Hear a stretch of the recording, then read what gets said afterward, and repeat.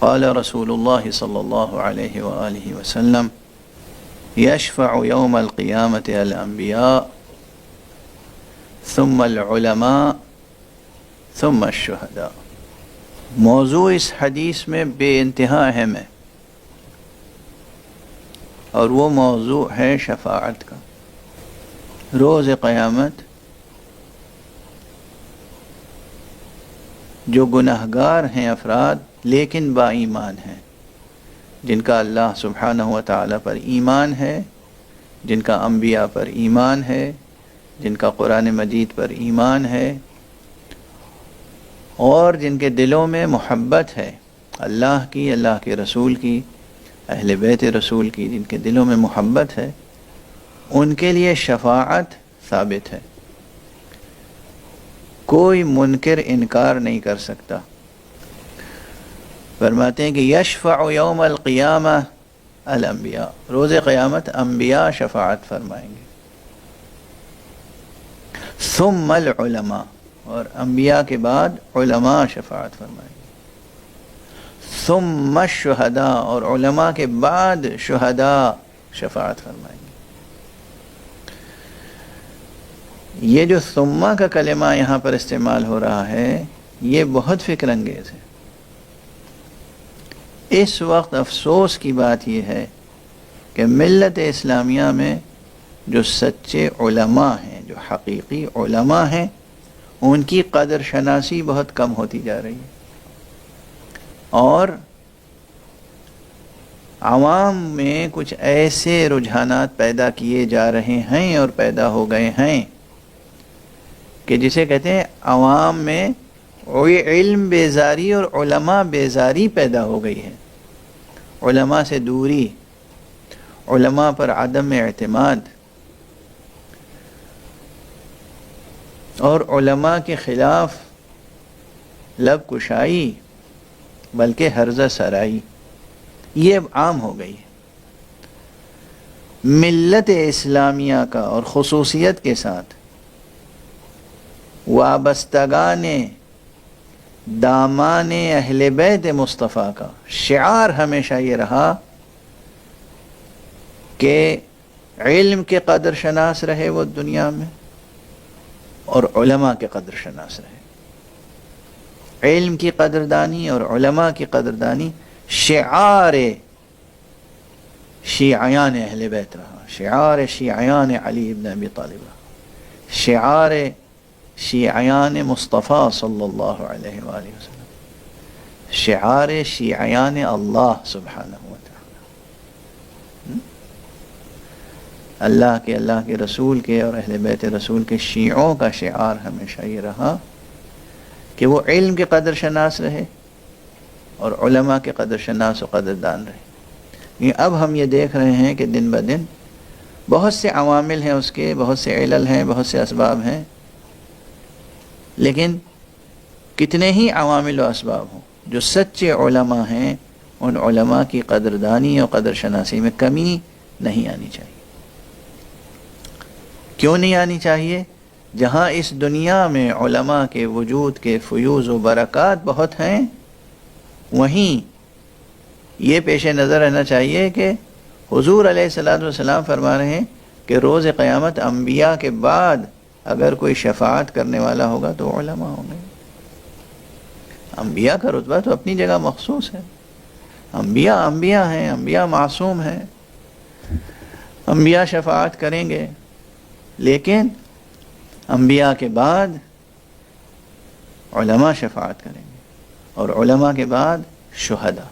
یہ بھی ترتیب دیکھیں، انبیاء کے بعد شہداء کا ذکر نہیں فرمایا حضور نے، اور یہاں جو عطف ہے وہ واو کے ساتھ بھی نہیں ہے، ثم کے ساتھ ہے۔ بہت دقت طلب بات ہے، یعنی یہ بھی متن ہو سکتا تھا کہ یشفع یوم القیامت الانبیاء والعلماء والشہداء۔ اس متن میں جو میرے سامنے ہے اس وقت ارشاد فرمایا گیا یشفع یوم القیامت الانبیاء ثم العلماء ثم الشہداء۔ تو یہاں پر ایک چیز تو یہ پیش نظر رہے کہ علماء بھی شفاعت کریں گے۔ پہلی چیز یہ پیش نظر رہے اس حدیث کی روشنی میں کہ شفاعت برحق ہے، شفاعت ہوگی، ایسا نہیں کہ شفاعت نہیں ہوگی۔ تو نہ اس دنیا میں اللہ سبحانہ و تعالیٰ کے لطف و کرم سے مایوس ہونا چاہیے انسان کو، اور نہ روز آخرت۔ امید جو ہے وہ بہت بڑی۔ اور ایک حدیث کا مضمون یہ ہے کہ الامل من رحمت اللہ، یہ جو امید ہمارے دلوں میں ہے، امید کی شمع روشن ہے، یہ امید بھی انسان کے دل میں جو ہوتی ہے یہ رحمت الہیہ کی ایک چھوٹ ہے، پروردگار کی رحمت کی ایک کرن ہے جسے کہتے ہیں امید، جسے ہم لوگ سادہ طور پہ کہتے ہیں کہ امید پہ دنیا قائم ہے۔ یہ امید دراصل رحمت الہیہ کی ایک چھوٹ ہے، ایک پرتو ہے، ایک تجلی ہے، رحمت الہیہ ہی کا ایک فیض ہے، ایک فیضان ہے جسے امید کہتے ہیں۔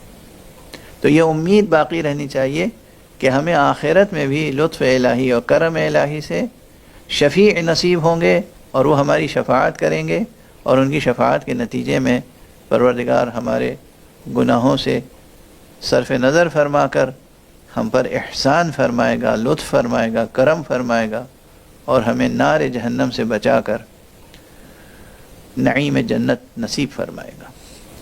تو یہ ایک چیز کہ شفاعت برحق ہے۔ دوسری چیز یہ کہ شفاعت کرے گا کون؟ انبیاء۔ تو سب سے پہلے اس ذات کا ادب ملحوظ خاطر رہنا چاہیے جس سے اصل امید لگی ہوئی ہے، لو لگی ہوئی ہے، کس سے؟ خدا سے، کہ وہ شفاعت ہمارے حق میں قبول فرمائے گا، ہمیں شفیع نصیب فرمائے گا، شفیع عطا کرے گا۔ اس لیے کہ شفیع عطا کرنا اسی کا کام ہے۔ من ذا الذی یشفع عندہ الا باذنہ، کون ہے جو حق سبحانہ و تعالیٰ کے سامنے کسی کی شفاعت کر سکے مگر یہ کہ خدا خود اذن عطا فرمائے۔ اللہ جب اذن عطا فرمائے گا شفیع کو تب وہ شفاعت فرمائے گا۔ تو سب سے پہلے ادب بارگاہ الہی ملحوظ رہے زندگی میں، پھر ان لوگوں کے رتبے کے خلاف کوئی کام نہ ہو جو شفیع ہونے والے ہیں، جس میں انبیاء ہیں۔ تو انبیاء کا احترام، اللہ سبحانہ و تعالیٰ کا حق محفوظ رہے، اس کا کوئی حق پامال نہ ہو۔ انبیاء علیہم السلام کا احترام ملحوظ رہے، ان کا کوئی حق ضائع نہ ہو۔ علماء کا رتبہ محفوظ رہے، ان کے حقوق ضائع نہ ہو، ان سے استفادہ کیا جائے۔ اور پھر شہداء راہ خدا، شہداء راہ خدا سے وابستگی رہے، ان کے خون رائیگاں نہ جائیں، ان کی شہادت کی معنویت محفوظ رہے، ان کی محبت دلوں میں رہے، اور ان اللہ کی راہ میں مر مٹنے والوں پر مر مٹنے کا جذبہ سلامت رہے۔ یہ سب رہے تب شفاعت نصیب ہوگی۔ شفاعت کا انکار اللہ کی نعمت کا اور رحمت کا انکار ہے اور باطل امر ہے۔ شفاعت برحق ہے، شفاعت ہوگی، اللہ سبحانہ و تعالیٰ خود شفیع عطا فرمائے گا، مگر کون شفیع ہوگا؟ انبیاء ہوں گے، علماء ہوں گے، شہداء ہوں گے، اور علی رأسہم سب سے بڑا شفیع، شفیع المذنبین رحمت للعالمین محمد مصطفیٰ صلی اللہ علیہ وآلہ وسلم کی ذات گرامی۔ پیغمبر شفیع ہیں، اور پیغمبر کے ساتھ وہ اہل بیت پیغمبر حضرت فاطمہ زہرا سلام اللہ علیہا، حضرت امیر المومنین علی ابن ابی طالب علیہ السلام، حضرت امام حسن مجتبی، حضرت سید الشہداء ابو عبداللہ الحسین، جن کو اللہ سبحانہ و تعالی نے کربلا کے میدان میں قربانی پیش کرنے کے صلے میں ایک عظیم حق شفاعت عطا فرمایا ہے۔ یہ برحق ہے، یہ سب وہ عقیدے ہیں، یہ سب وہ حقائق ہیں کہ جو احادیث پیغمبر ہی کی روشنی میں ہمارے سامنے آئے۔ یہ ہستیاں اور بہت سی ہستیاں ہیں، اگر شفاعت کے موضوع پر تفصیل سے گفتگو کی جائے اور تمام روایتوں کو جمع کیا جائے اور ان کی علمی تنقید کی جائے اور اس میں سے خلاصہ جو حق ہے، قول حق، اس کو پیش کیا جائے تو ظاہر ہے کہ اور یہ تفصیل ذرا یہ فہرست اور طویل تر ہو سکتی ہے، لیکن اس وقت اس مختصر وقت میں پھر عرض کروں گا کہ فی الجملہ اس حقیقت میں کسی شک و شبہے کی گنجائش نہیں ہے کہ شفاعت برحق ہے. شفاعت نصیب ہوگی، اللہ سبحانہ و تعالی خود ہمیں شفیع عطا فرمائے گا، اور اپنے لطف و کرم سے انبیاء کو، علماء کو، شہداء کو حق عطا فرمائے گا شفاعت کرنے کا، اور وہ اپنے چاہنے والوں کو عذاب الہی سے نجات دلائیں گے، جہنم سے نجات دلائیں گے، جنت دلوائیں گے. البتہ یہاں پر ایک اہم نقطے کی طرف ضرور توجہ دلانا ضروری ہے کہ شفاعت کے معنی میں نے عرض کیا ثابت ہے اپنی جگہ، شفاعت برحق ہے، لیکن شفاعت کی یہ معنی نہیں ہے کہ انسان جان بوجھ کر واجبات ترک کرتا رہے، نعوذ باللہ، جان بوجھ کر مستحبات بجا نہ لائے، روگردانی کرتا رہے، جان بوجھ کر مکروہات میں مبتلا رہے، محرمات کا نعوذ باللہ ارتکاب کرے، عصیان اور تمرد اختیار کرے، خدا کی نافرمانی کرتا رہے.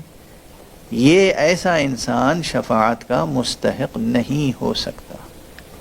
شفاعت کے معنی ہے کہ انسان اپنی طاقت بھر، سکت بھر اطاعت خدا اور پیروی مصطفیٰ کی کوشش کرتا رہے.